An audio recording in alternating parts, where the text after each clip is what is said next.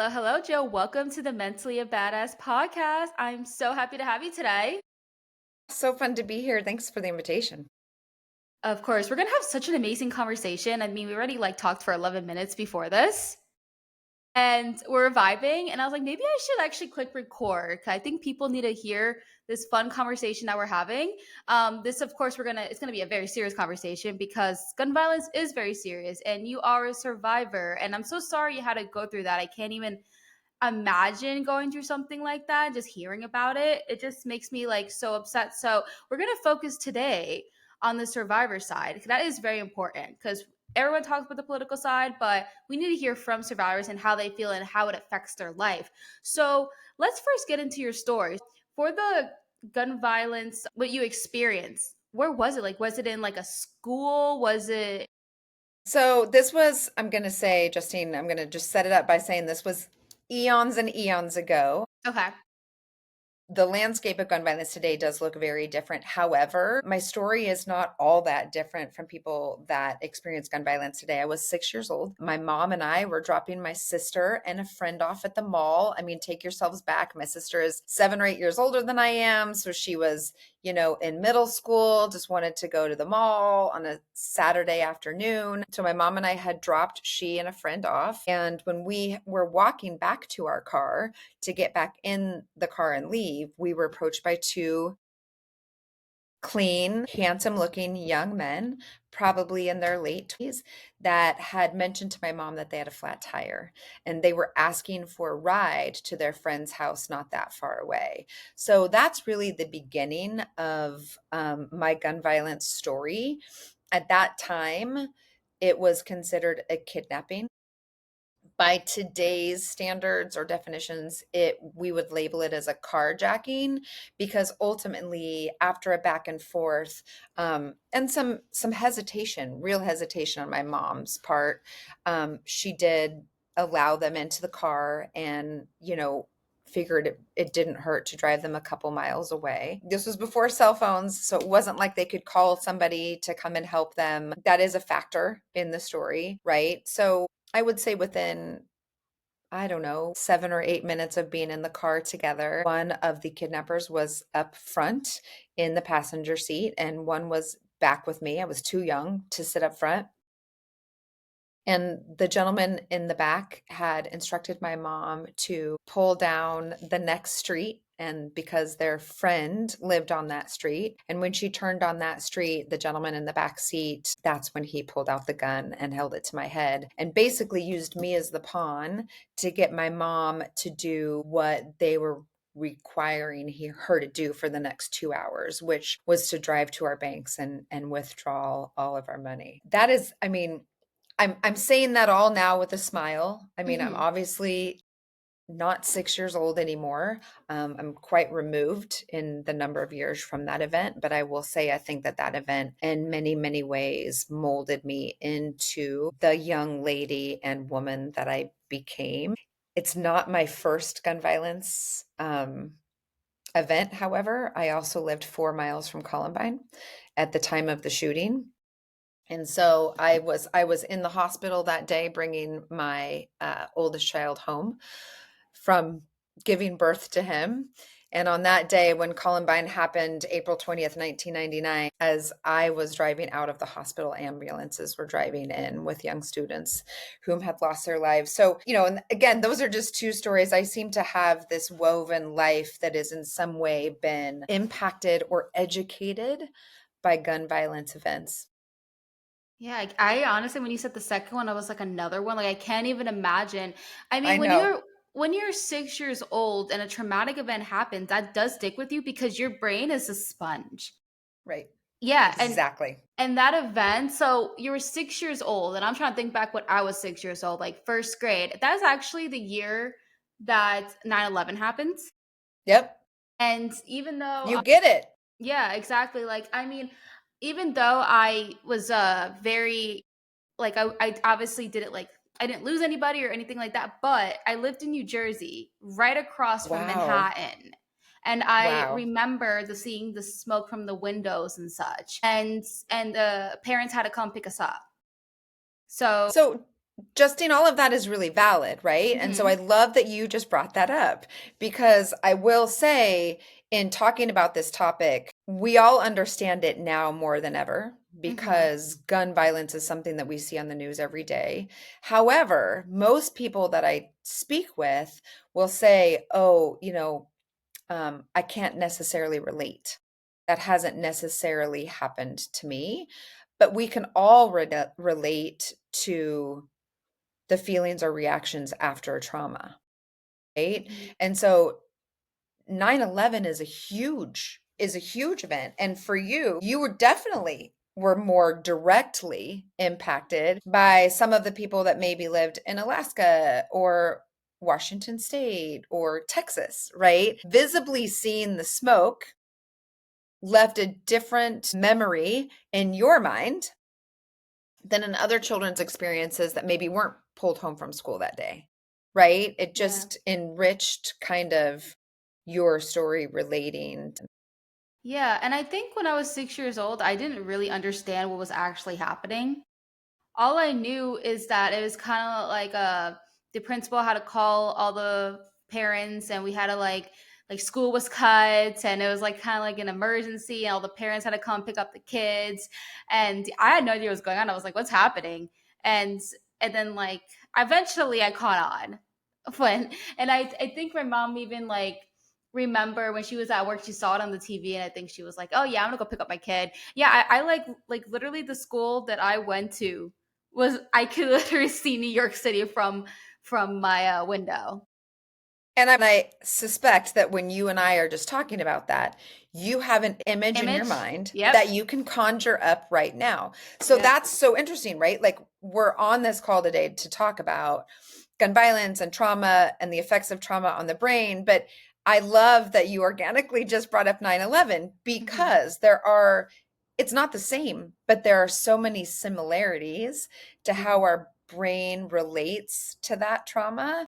And so, I say that after a traumatic event, we usually store that as either a snapshot or a movie reel. So, I'm a trauma therapist. I've worked with trauma survivors in many different ways over the last 20 years. And what I came to realize is they remember traumatic event either in a snapshot or a movie reel. So, for me it may be a movie reel, for you it's the snapshot. Yeah. You can see the smoke from across the way coming up out of the buildings, right? And I Hmm. suspect just the image of that snapshot then brings about some type of physical or visceral reaction. Even if now, as an adult woman, I mean, that reaction probably isn't very strong. It probably isn't after this conversation. You're not going to have to go to bed for the rest of the day because it's not necessarily going to set you back. But for some trauma survivors, it can, right? If it goes unresolved or unclean or out. Yeah, and I feel like if I tell someone who is like not a trauma therapist, that doesn't have as much, education and such, if I tell them what I told you, they would think like, Justine, get over yourself. Like, that's not trauma. Like, you didn't lose people in 9/11, or like, and honestly, I Oh, wouldn't even think that. And I think it's, people have to understand, it is also like, I don't have to be physically in front of like the Twin Towers, right, but right. I also, what you were saying, definitely a different experience for me versus like my boyfriend who grew up in Washington State. And I think from my memory, I think he went home early too. You might I have. don't know. I gotta ask him later today, but I think he said something like that. And I think in my head I was kind of like confused why. 'Cause I knew mine was for safety reasons, unless it was just overall US. I have no idea. At that time, I think it was fear of another attack and not knowing where it was coming And he's from. right by I Seattle. He was right by suspect. Seattle. Yeah, it's Okay. and something that I think your listeners might find interesting is that we also, when we're young and we experience some type of trauma, we also respond to the trauma based off of how our parents or Mm, our caregivers responded to trauma, right? I remember from my situation that in real time, as I was in the vehicle with a gun pointed at me, my biggest concern was for my mother's safety. It was never about me really? That's because when you are interesting. that age, it doesn't matter if your caregiver is your grandmother or your uncle. there is one significant adult that, or two, that you care most about. You Mhm. care most about their approval. You care most about their smiles. You care most about their health. If they're not happy, you're not happy. You can feel it. We all remember that feeling in our gut when one of our True. parents is totally pissed off at us. Like, we can't like enjoy the day when we know we're going to go home and get busted or get yelled at or whatever. Yeah. It just leaves an extra like feeling in your gut. So when you're 6 years old, and your situation of 9/11 and my situation of the carjacking, I was watching to see how she was responding. And after the event was over, I was watching to see how she processed it. Right. So much when we're young, some of them are our real memories, and some of them are the memories of how the people around us reacted and responded to it.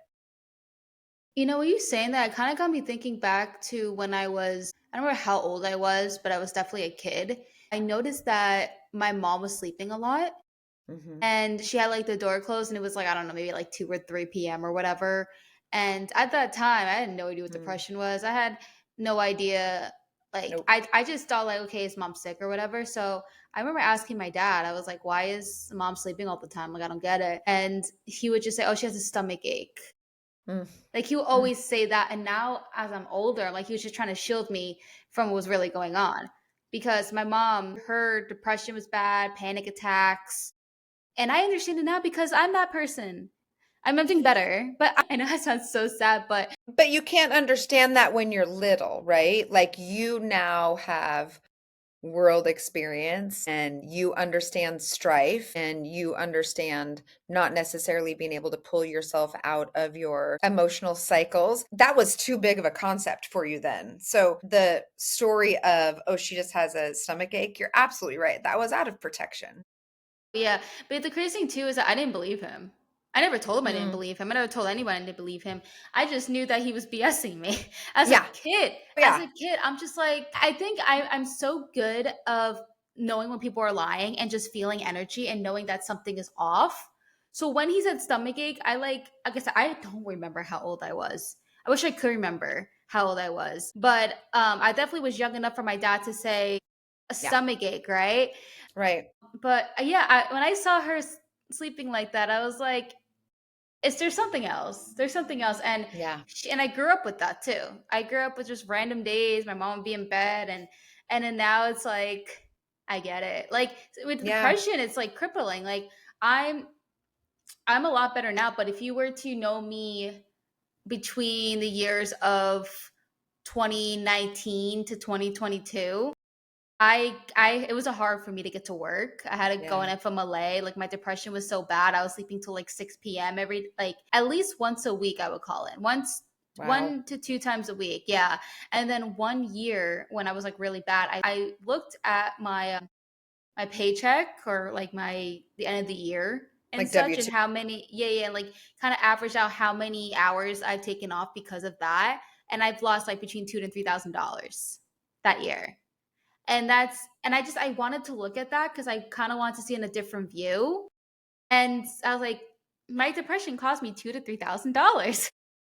And so I just wanted to just kind of put that in perspective and how Yeah. serious it is. But thankfully, and I'm better now. I had a like what was the root of my depression was well first obviously it's like my mom had it, so I'm really Yep. susceptible to it. Genetic. I've been diagnosed with bipolar. Like I've been worse too, like in the dark, like very dark moments. But the thing is, it's like when you're stressed, it flares like crazy. And I was in a job where I was just constantly being yelled at by guests every single day. There was a lot of high stress. Like working for Disney is like I work for a lot of companies in my life, and Disney's the hardest one to work for. Wow. That's And it's interesting. like I don't blame the company to an extent. I mean, there's a lot of things they did to take care of their cast members. Like we got like free therapy to an extent. Like they do things to take care of us, but there's only do so much to control the really mean people out Yeah. there that treat us like Right. dirt. Right.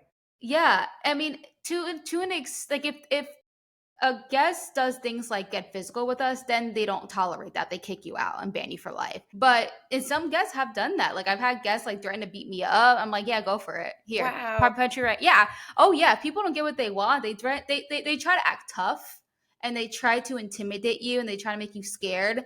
Like it That's was it. so stupid. Like back when Disney had fast passes, I used Mhm. to work on one of the rides and Mhm. they were trying to scan and they couldn't, and it kept going blue because like they didn't have a fast pass, and I was like, yeah, go in the Right. standby line, and they're like, oh, it's too long, and I'm like, I'm sorry, I'm sorry that you feel this way, but and then he was like, Justine, are you really not gonna let us in? And I'm like, yeah, Wow. and it was like these three guys too, like that are way. I'm small, I'm a small person, so they thought Wow. if they got around me and like was kind of like, who knows if they were drinking too, you know what I mean? Because we're in Right. Epcot and there's drinking around the world. And I literally was just like, in this situation, if it escalates, you're allowed. I call security, like that's protocol. And at that time, my ex boyfriend is security, so I was like, please don't let me call security. I have to call my ex boyfriend. No, thank you. I was like, No, something thank like that. you. I'm like, something like that would happen to me, like. But Girl, but anyway, they backed down because they realized they couldn't intimidate me. Like I wasn't scared of them. I'm like, I'm from Jersey. You want to beat me up? Go for it. Like I've literally had people threaten to kill me. Like it's just there's a lot of resiliencies that occur in a job like that as well. And it sounds yeah, like you had that job early on, right? Like in your early 20s. It's yeah. it is interesting. I mean, not that you would want to repeat it, but there is some great resiliencies that are learned with our first like big boy, big girl job for sure. You know what's crazy though is that things I'm like fine with that, but if I get an email, I'm like scared of emails or like just like the little tiny things. Okay. I'll be like, Okay. That's your thing. it really depends. Like honestly, I when I was doing food delivery actually a couple like last week, and I was leaving a resort, and you know how the gates are supposed to go outward? Yeah. It went inward and hit my car. No, And I was like, "Are you kidding me?" I freaked out thinking it was Justine. coming at me, and I was like, "Oh my god, I gotta put it in reverse." And I was like trying to take my time with it because if I put it in drive and clicked on the gas, that would have been a nightmare. So it hit my car, and when it closed, then I saw on the little sign, "Gate moves outward." I was like, "Are you?" And it was also dark out; it was nighttime, Oh, and so I went out and I literally went to the side and I just started crying and bawling my eyes out. So it's like things like that. I just like yeah. the gate hit me. Things like that push you over the edge, right? Things that are Yeah. stressful, Mm. but you feel like maybe you have heightened response to them.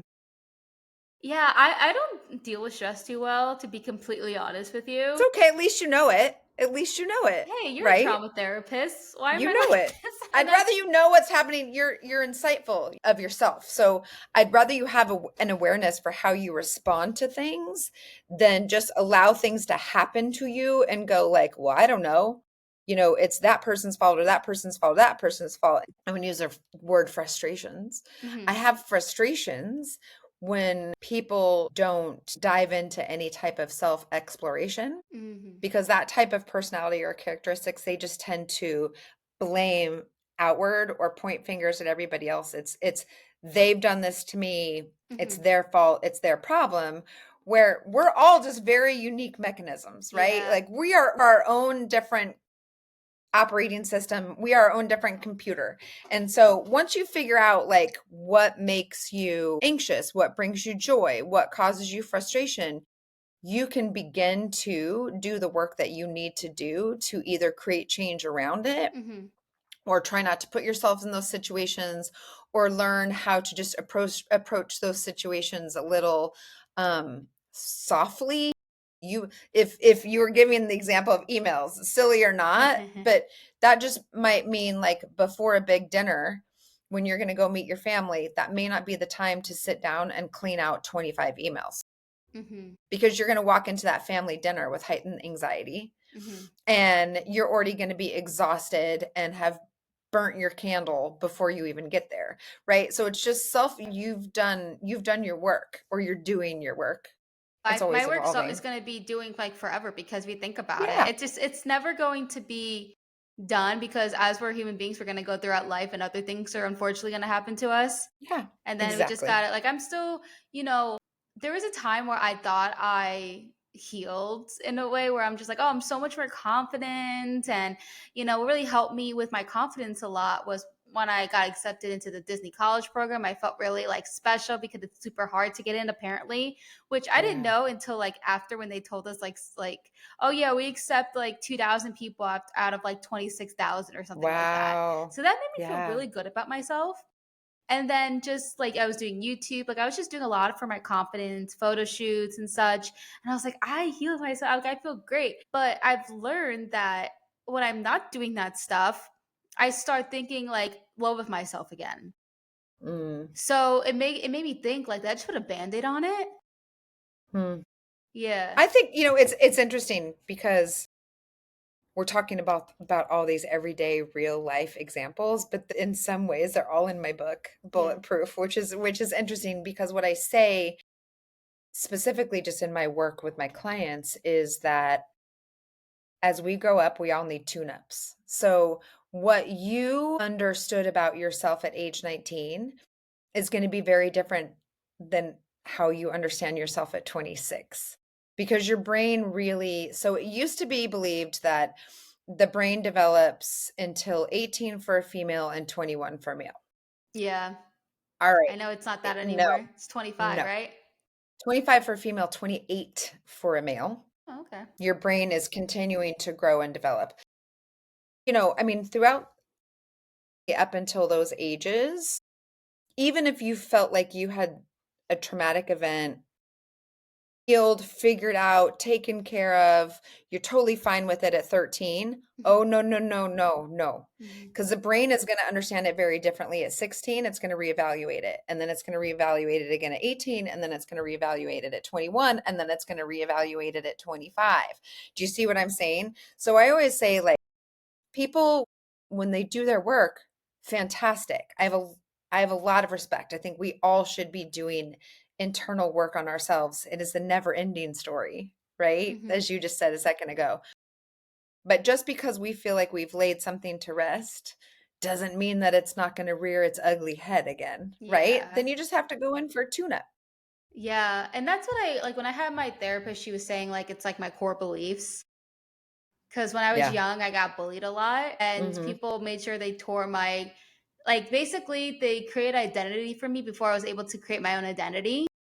Hmm. So when I was younger, I was always called like stupid, ugly, weird, annoying, like all those words, and I remember that very All the clearly. mean things that kids do. Yeah. Right, exactly. And then I didn't get just called out at school. Like my big sister was like mean to me too. So when Mm-hmm. when you when you have people growing up that's always hated, that everyone hates you, you just start hating yourself.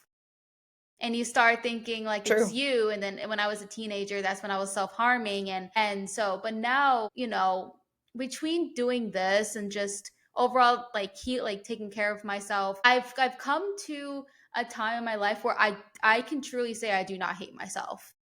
Hmm. I mean, there could That's be lovely. moments where I'll be like, oh, so angry at myself, but then I'm like, I catch myself doing that. Yeah. Like if I have like a little like Yeah. mess up, like if I forget to like take my meds, or if I don't know, just something small that I mess Yeah. up on, I will always like take it to a whole nother level. But I think the reason I do that is because every time I made a mistake when I was a kid, I would get punished.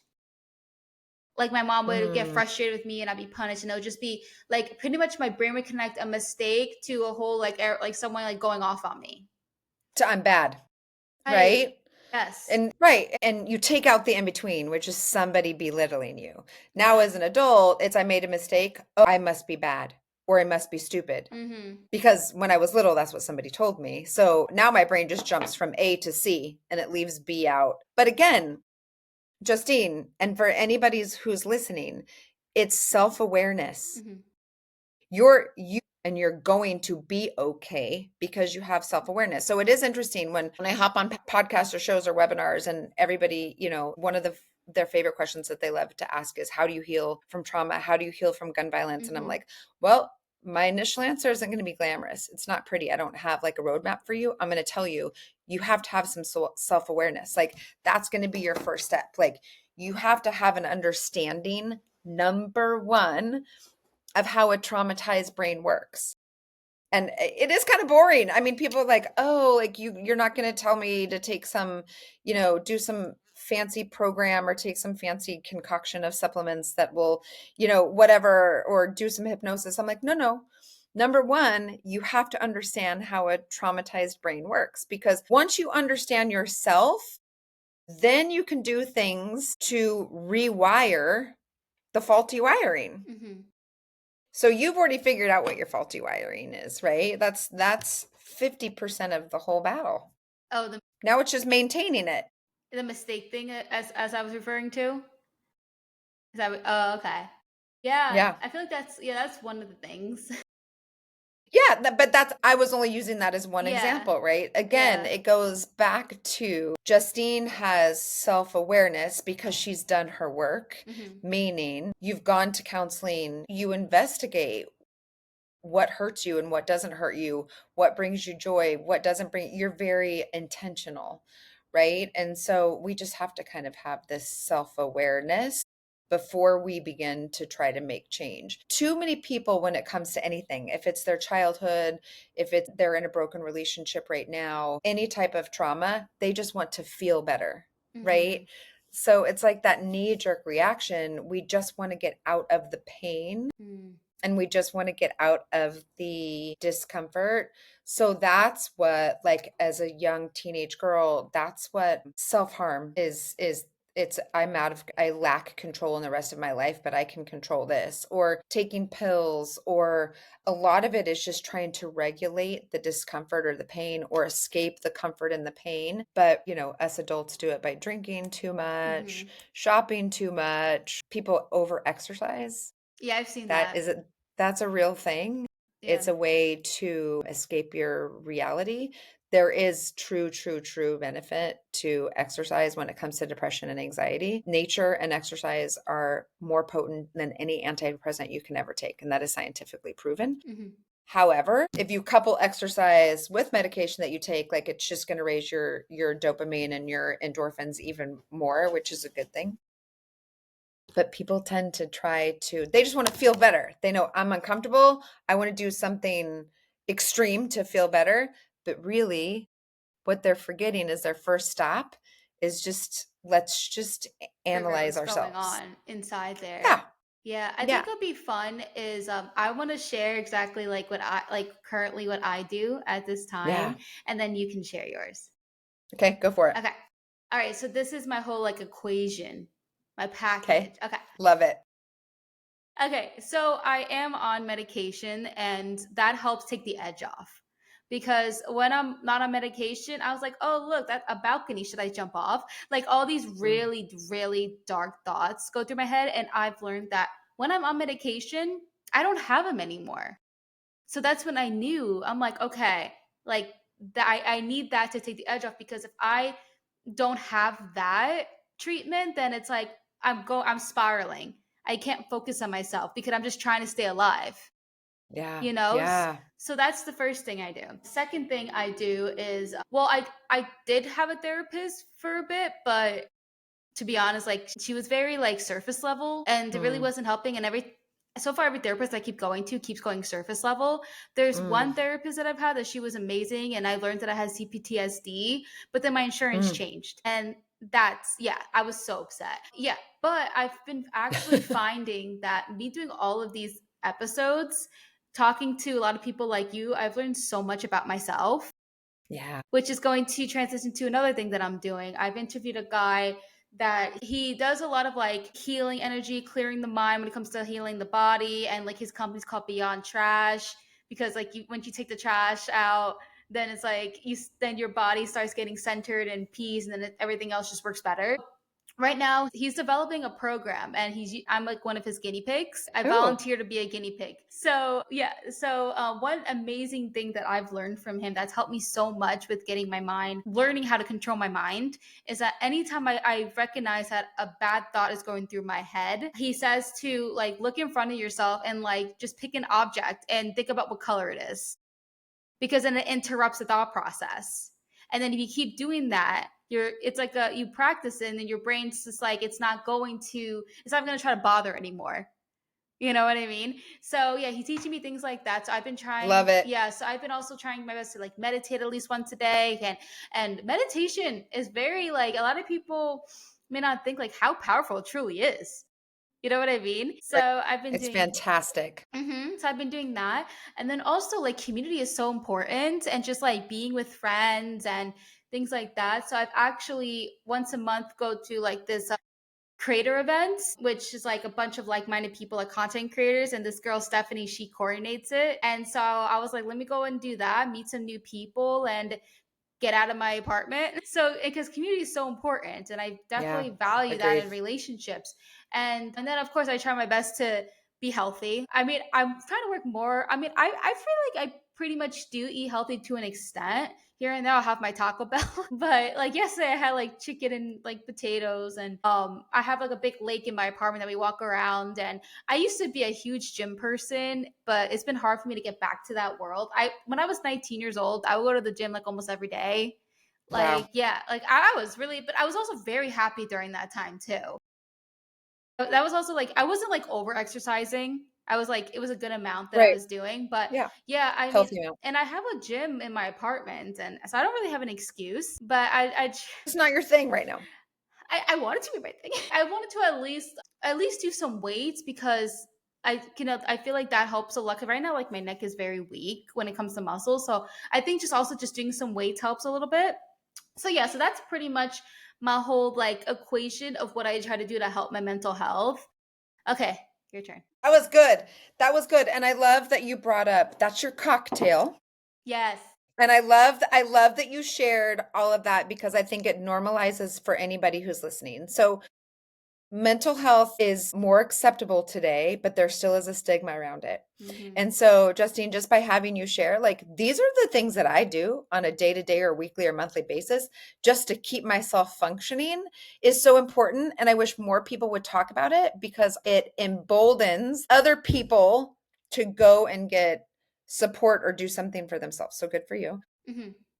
I want to say to anybody who's listening, your story about finding a therapist is not uncommon. Yeah, I And know. I'm glad that you brought it up. And I'm also glad that at the end of going through two or three and not really finding a good fit, you did find a good fit, right? Your insurance changed, but you did find a good fit. So it is so interesting because unfortunately, um, I meet a lot of people who will meet with one therapist Mm-hmm. like 2 times or 3 times, Mm-hmm. and it takes at least 3 sessions to actually build rapport and get to know your therapist to get to know you before you can actually start diving into work, and it won't be a good relationship, and those people never go back. Mm-hmm. Justine, they never go back, and they're the ones that go like, "It wasn't for me, it didn't work, it's all bullshit, it's, that," and I'm like, "No, no, no, it's like you gotta find the right one, Mm-hmm. right?" We all come into it with a different personality. So I love that you advocated for yourself and you kept going. I think that's important for everybody to hear that it's okay to go through 2 or 3 until you find one that's a good fit. Yeah. Again, in my experience, by the time somebody calls to make an appointment with a counselor or therapist, they probably needed to be in therapy 2 or 3 months before. They're in that much dis-ease or that much uncomfort discomfort that they want immediate relief now. Mm-hmm. And it's like, that's what I said. Like they're going from A to C instead of doing B. Mm-hmm. So, yeah, I mean, I have my own therapist. I think every good therapist should have a Yes. therapist. We hold a lot of good, hard, heavy stuff. So, we need somewhere to process that too. I am actually an indoor cycle instructor. So that is my happy place. That's where I go and get my endorphins and my dopamine. I taught class right before I logged on with you this morning. Fun. And do I always want to teach? No. Do I always want to go to the gym? Hell no. In all honesty, I don't. And that's part of the reason I teach because I know I have to go that So way, right? I'm playing tricks on myself, but I also know the real scientific benefits to your brain when you do it. uh-huh. It keeps your brain younger longer. It keeps your cognitive abilities stronger longer. It regulates your emotions. There's all sorts of things. and I try to get outside, do sunrise and sunset as often as I can because that resets your nervous system when you're able to go outside and watch the sunrise for like 7 to 10 minutes. There's a lot of scientific backing to that, and be able to see the sunset. Mhm. That also sets your circadian rhythm. If you can't get sleep, your brain is always going to be working at a deficit. So I'm an 8 hours of sleep a night type of gal. But I still, just because I'm a therapist and just because I'm a specialist in trauma doesn't mean I don't have my own shit. Yeah. I love the guy. I love the guy that you're connected with. Taking out the trash. That's a big, big phrase of mine.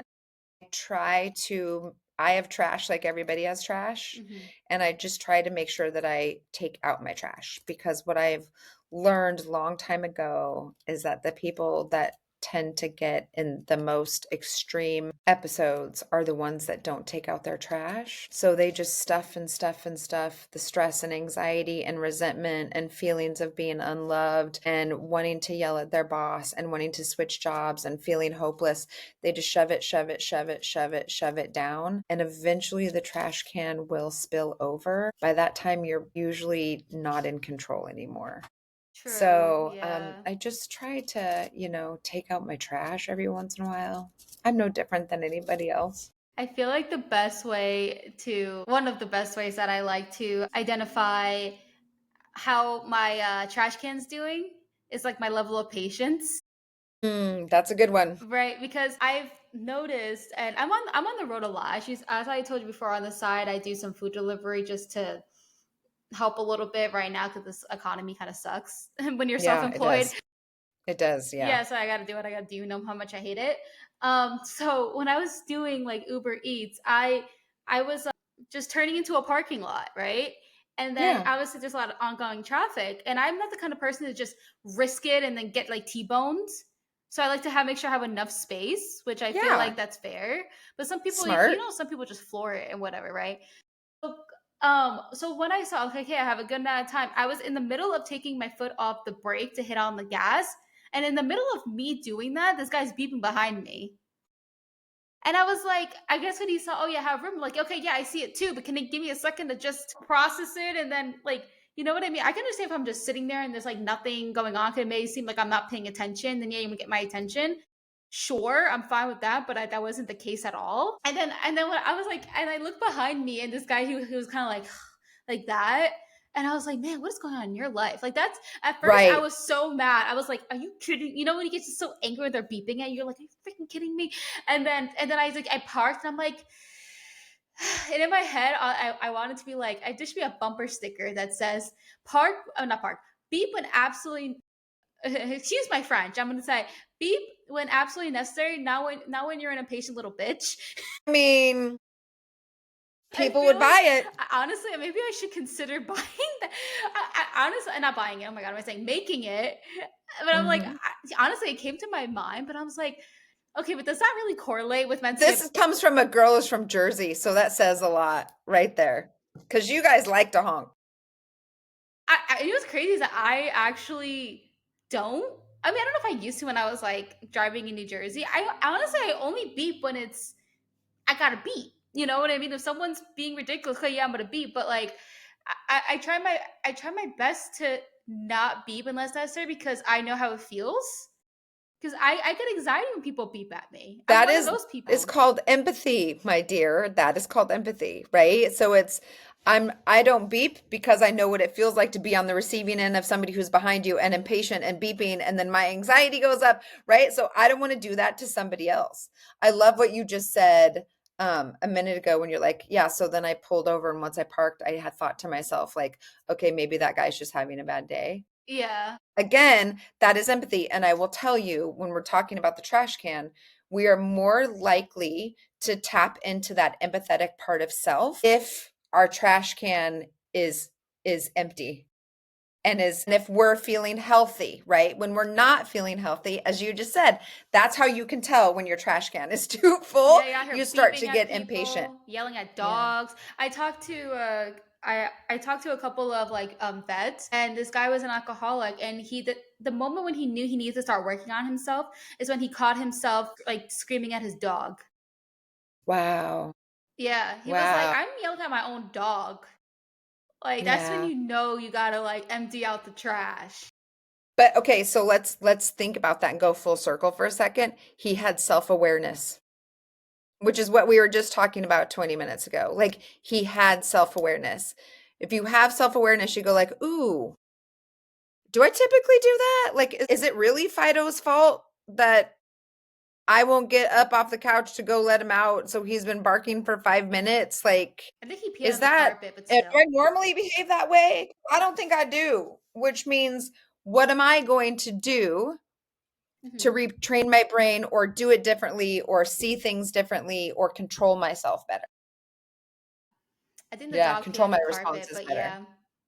He like blames it. He's like, wait, why doesn't they even have a white carpet? He had a white I know. carpet. He was like, guys don't have a white carpet. I don't know why I did that because then when the dog peed on it, like that's a night. Like having a dog and Yeah, a white white carpets are carpet. bad. Lesson learned. Lesson learned there. No white Yeah, carpets. he was so funny. He was like, if you guys need to learn anything on this episode, do not buy a white carpet. I concur. He was so funny. I concur. What about I was thinking about like a bumper sticker idea. Hopefully no one steals it, but it's a little it's nicer, and it says like beeping at me for like when it's or no reason or not necessary. Like, oh, how's your mental health? How's your day going? Ooh, Please, no one steal that. I mean, I should cut that out. I don't I know. like that. I like that. You need to fine tune it, but it's going to be yours. Yeah, It's a yeah, good yeah, one. yeah. I honestly was considered. I gotta look up how to make bumper stickers. I mean, I already have, like I said, I already have like shirts and stuff and mugs. Like we use this like website and print on demand. But I gotta figure out the bump. I wonder if they actually offer They bumper might make stickers. bumper stickers. I gotta look into it because that's actually not a bad idea. That's a pretty good Etsy. idea. Etsy, I'm sure we'll make some bumper stickers for you. True. Yeah, yeah. I mean, yeah. I honestly, I'm gonna look into it. 'Cause I think that's a great. I think it's a good idea. I like when I just come up She's with. you guys, she's making a note right now. I don't have a notepad with me. I guess I gotta make it a mental note.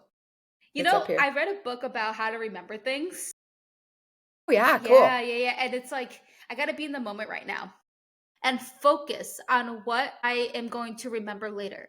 I am going to look up doing a bumper sticker and it's going to say, beeping at me, how's your mental health or something like that. I gotta like kind of word it because I mean, beeping to an extent is it makes sense. Like if you're about to get Honking. hit. Yeah. Yeah, if you're about to get hit, obviously that's what it's for. Or if someone's like at a stoplight for like 2 minutes, or when it's very necessary, they're probably looking at their phone, then just for the attention to get their attention. But Yeah, like, sure. yeah, but just being a complete a hole and There's you and I know there's a difference between a beep and a beep. That's a whole different message right there. That is universal American. People know there's different beeps. there was this person had a bumper sticker. I think it was like yeah, it was behind him, and oh my god, it was the most asshole bumper sticker ever. So I was pretty much in the same position trying to make a U-turn thing or whatever, and this guy with this like SUV comes up and he's blocking my view because like typically we take turns, but when you're Hmm. parallel to me, I can't see the oncoming traffic. So I have to wait for the guy to go because he went in front of me. He's Hmm. blocking my view. So I when he pulled up to me, and then it says on the bumper sticker, if I pass you on the right, you're an idiot. He's not a happy man. I'm not sure there's enough self exploration for him to love others. I was a little triggered, not gonna lie, because as you Yipes. know from my past, being called stupid, Yeah. I got triggered for a second, and I was like, you know what? It's not me. I did the right thing. I'm not gonna let Wow. people bully me into risking my life Nope. and getting Girl, you go. T-boned because Nope. yeah, exactly. Like you can beep all you want. Like, at first, I used to get nervous and just kind of floor it because I would feel intimidated and bullied into it. But you know what? Right. I don't do that anymore because I'm just like I'm not gonna like I'm not gonna give you that power to You go. bully me and do You something like go. that. I just gotta You focus go. on the focus because if someone's beeping at me, my brain starts focusing on the beep because it's louder than me trying to focus on the visual. Yeah. Because my brain kind of can split like that. But besides that, I'm like, I'm just gonna like take my time, pretend that you don't exist because I know I'm doing the right thing right now. I know I'm driving There you properly. go. I've even had people like tailgate me when I'm like even going 10 over the limit. And this one person, he could have gone around. There was like a way to go around me. And he was and he was like tailgating me. I think he beeped. And I'm like, I'm not gonna go like 20 over just because why? Because you want this lane so bad? Just go around me, right? And so he did And you go. need to be proud of your actions at the end of the Yeah, day. and he went around me, Yeah. right? And you know what he did? He slowed down so much that I could have hit him from the back. I was like, is that necessary? Just go around me and go on with your day.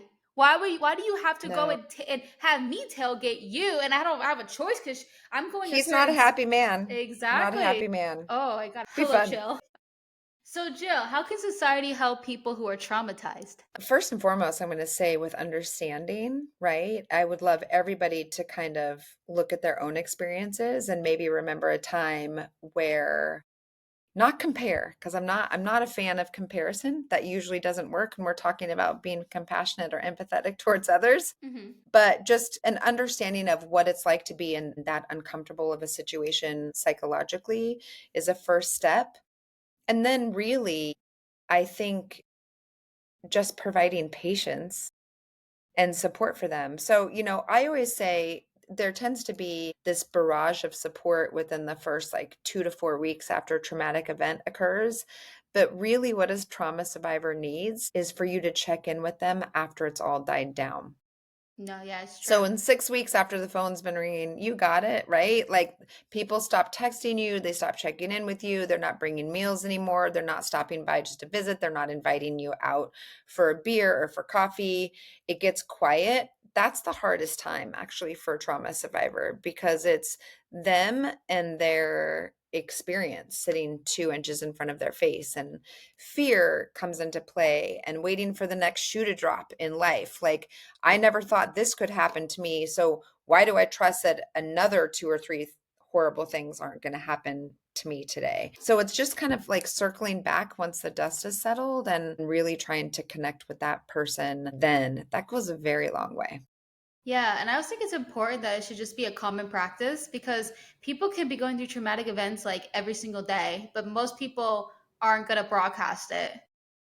Right. So it's like you don't even know. Like Exactly. I feel like just checking on a friend. Like I sometimes do. If I've been talking to a friend a couple of months, I'm just like, "Hey, hope you're having a good day. Like, how's your day Exactly. going?" And Right. then some people may be like, "Okay, it's like so random," but it's like you never, especially for friends that you know that struggle with their mental health, is always just checking in. It never hurts to receive a text Yeah, like and that. it's It never hurts, yeah. right? Now, you may not, as long as when you're sending them, Mhm. you're not sending that text with any expectation of getting anything in return, Right. right? You're just doing it out of, I just want you to know I'm thinking of you. That Yeah. feels really good as a recipient. Yeah, yeah. Sometimes I started doing that with like a friend that I have like over years ago. She would just randomly like we wouldn't talk every day or anything like that because we all have our own lives, and she would just randomly send like a good morning, hope your day's going great, like just randomly. She doesn't do it anymore, unfortunately, and I kind of miss those text messages. But I know she's going through her own stuff right now. Yeah. But I especially do that when I notice that people aren't posting on social media anymore because that gets Yeah. me confused. Because like Yeah. for me, I don't post every day, but I sometimes post at least one story a day of just Yeah. something random. Lately I haven't done as much just because I've been busy. But if I've noticed like, oh yeah, I haven't seen a post from this friend in a while, and I go to their profile, and I'm like, I don't see any stories, I don't see any posts. And that's happened to one of my friends. And I text her, kind of she's had mental health problems. And I'm like, hey, like, how's it going? Like, are you okay? She was like, oh no, yeah, I'm just taking a break from social media. And I was like, okay, cool. Oh, Like, just want to make sure you're alive. yeah. Right. Thanks. I'm glad I know that now. And that's, I will say, survivors of trauma tell me all of the time, just when people reach out to me because they've noticed I've been absent, it makes me feel noticed. And a Yeah, lot of the time I feel invisible. So that's that's beautiful. true. That's true. And I honestly, I'm really glad that I do that because it just comes to my brain, like some of the good stuff that come to my brain that I don't have to take medication for, where I'm just like, wait, how's this person doing? Like, I haven't, and I just remember, like, let me go check on them. I type them in there, and I'm like, okay, let me go text them real quick. Like, I'm actually really glad that I do that. Like, it's just automatic to me. So that's Yeah. something I do like about myself. It's always good to like notice like little I love things. that. Yeah. I love that. Yeah. Let's talk about your book. Bulletproof. That's cool. But go back. I want to see it. So it looks it's like I was showing you, Oh, I it's like love that. People cracked on YouTube will see concrete, it. right? Yeah. Oh my God, Yeah. that is so smart and very creative, actually. That's They very did a good the creative. designer did a great job. Yeah, I love it. Where so give me like I guess a little summary little idea. I know you did mention a couple of things, but I guess kind of like an Yeah. overview. Story your Um story, I'm assuming in the beginning, I guess, right? my story, but I was very intentional on not writing. The book isn't about me. I'm Okay. healed, I'm good, I've done all the things. You know, at this stage in my career, I know that there are enough gun violence and trauma survivors out there that don't feel seen, that don't feel heard, and that kind of feel invisible, right? Like Yeah. people don't get it. And I just wrote the book more than anything because we're seeing gun violence rising, it's not decreasing. Yeah. And so, you know, it's three pronged. It's a book for survivors and a roadmap to help them realize that there is joy in life on the other side of trauma. Absolutely 100%.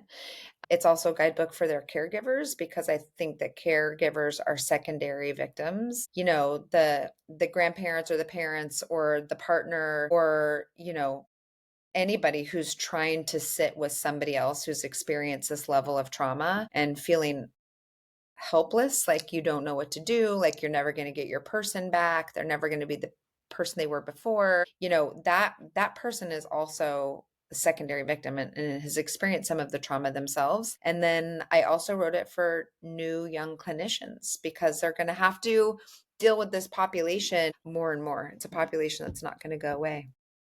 That's pretty smart. Especially when you said the clinicians, I didn't even think about us like a target potential reader. That's really like thinking outside the box. I think that's awesome. So Thank I you. am gonna put the link in the description, Great. but it is your book available in multiple areas? Yeah, yeah, it's Barnes& and Noble's online, it's Amazon. Of Mhm. course, it did very well on Amazon when it was first released. Yeah, so, you know, we're trucking along. It's only been released for about 6 months now. Okay, so it's brand new. Yeah, relatively Awesome. new. Yep. Awesome. Well, Yeah. congratulations on the book. Thank you. It was fun. It was a feat. I was just about to say it was so fun to do, but I'm gonna say when I was doing it, I don't really feel like it was super fun. It was a lot of work. Yeah, yeah, yeah. It's fun on the side of it. It Now is that it I've is and work it and writer's block's a thing too. It is. Yeah. It is work, but I also, you had said earlier when it comes to your own wellness, like sometimes the more productive you are Mhm. and the more goal driven or community driven you are, the the more benefit you get out of it. And you know, I had a community helping me write the book. I had a goal. I got up every single morning. I had homework assignments. I had so all of those things were really a good experience. They built my confidence. So Jill, thank you so much for taking your time to come on here. I really enjoyed this conversation. Thanks for the therapy You're a session. peach. Thank I you. appreciate the free therapy session. It's always a therapy session if I'm around, girl. It's always a therapy session if I'm around. I love this. Well, thank you so much. I really appreciate you. It's been a pleasure. I appreciate it.